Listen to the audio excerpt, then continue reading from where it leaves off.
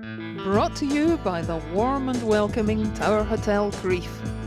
Make the most of the summer with our fabulous beer garden. Brought to you by Lechkin Fencing Services, installers of a wide range of fencing, gates, railings and barriers. And the snow-topped hills overlooking Crieff's lovely ground at Braidhaugh, where the local side take on Banff in the third round of the Scottish Hydroelectric Cup. Crieff got to the final of the plate at Murrayfield last season, but in the early stages it was the big Banff pack who piled on the pressure, forcing Crieff into a little bit of indiscretion there. And yes, giving away the penalty right in front of the post for Stuart Ross to open the scoring for Banff after only 5 minutes, putting them 3-0 ahead. Crieff knew they had a game in their hands and tried various ways of unpicking the Banff defence. Wee chip ahead there by Tom Warnes, and then Lawrence Howells putting Craig Wishart away. But again, the Banff defence absolutely solid, giving nothing away at all in the close quarter stuff. And even when Big Loch Niall Ramsey decided to go down the narrow side, he was picked off by a Banff defence quite determined to give nothing away, and in fact managed to turn over to clear the danger downfield.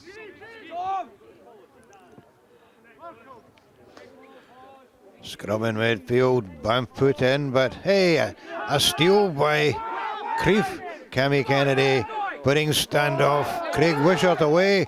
Wishart's pass to Jamie Coffey. Oh, good tackle there by Colin Duglonsky to thwart a very dangerous looking move by Crieff. Again, Cammy Kennedy having to tidy up that one, but Crieff just beginning to get on top now. Again, out to Wishart. Wishart looking for support. The cavalry arrive, and hooker Sean Horan heading for the line, but again stopped by a very, very determined Banff defence.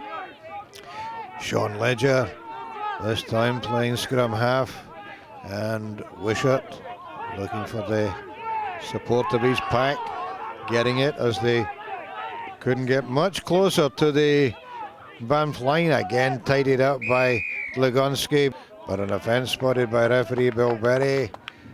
Scrum half Kenny Butler setting up the move. Neil Ramsey on the dummy run, and the ball out to skipper Cammy Kennedy, driving over in the corner for the opening try for Crieff.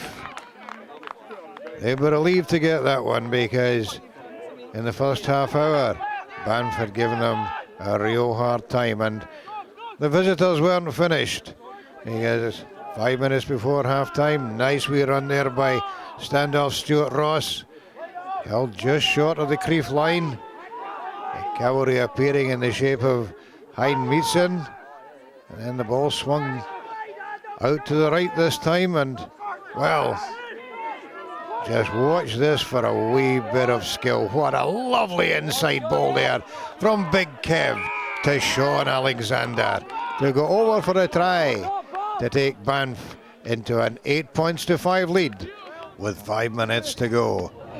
Crieff knew that they were going to have to get something back pretty quickly. Banff were equally determined that they were at least going to take that lead into half time. And as the clock wound down, Cammy Kennedy was the man away again. And again, Wishart was the man who asked questions of the Banff defence. But again, the visitors absolutely solid, and there was nothing that Crieff could do. Whether they went for the direct route and got picked off by Graham Gould and Kevin Chalmers, or swung it out wide, where the midfield of Graham Robertson and James Milne made no mistake when it came to knocking down their opposite numbers. Again, Crieff looking to go the direct route, going through a couple of phases, setting it up, And Cammy Kennedy driving over the line, but no tries at referee Bill Berry. And into half-time, Crieff 5, Banff 8.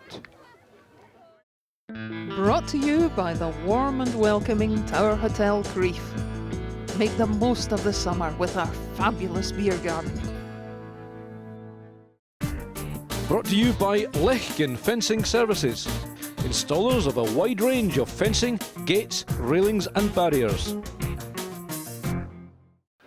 Banff held on to that 3-point lead until 12 minutes into the second half, and then got into a wee bit of a guddle at the base of the scrum. Kenny Butler doing the harassing there, forcing Banff into a terrible fanko, and with the Crieff pack pouring through, the man who snaffled the ball was skipper Cammy Kennedy, coming up for his second try.